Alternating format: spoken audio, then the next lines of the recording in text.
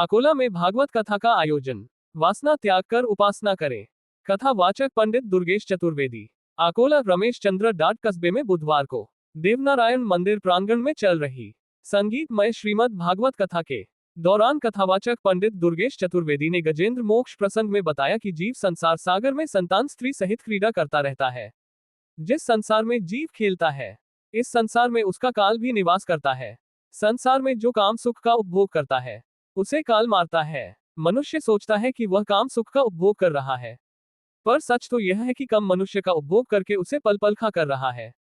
मगर ने हाथी का पांव पकड़ कर जब आता है, तो पांव की शक्ति को क्षीण कर देता है।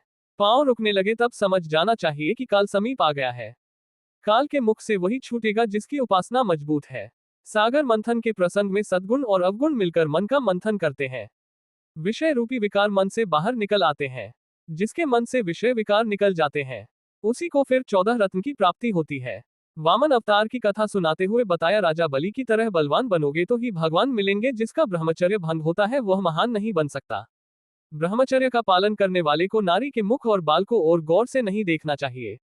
ये नारी की निंदा नहीं है। जगत में जितने भी महापुरुष हुए हैं, उन्होंने पर नारी को माता मान लिया। स्वामी विवेकानंद, राम के छोटे भाई लक्ष्मण आदि ने पर नारी को माता का दर्जा दिया। वह सब महान कहलाए।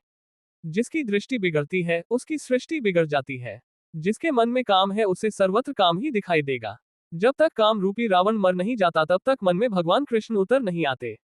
इसीलिए मनुष्य को पहले राम की सेवा करनी चाहिए, उनकी मर्यादा का पालन करना चाहिए। मर्यादा का पालन करोगे तो ही राम मिलेंगे, राम मिलेंगे तभी घनश्याम मिलेंगे। भगवान श्री कृष्ण के अवतार प्रसंग में कंस की अत्याचारों से व्यथित होकर धरती ने भगवान से प्रार्थना की और माता देवकी के गर्भ में भगवान पधारे। कंस की जेल में जन्म लेकर भगवान नंद बाबा के आंगन में गोकुल गांव पहुंचे। भव्य उत्साह मनाया।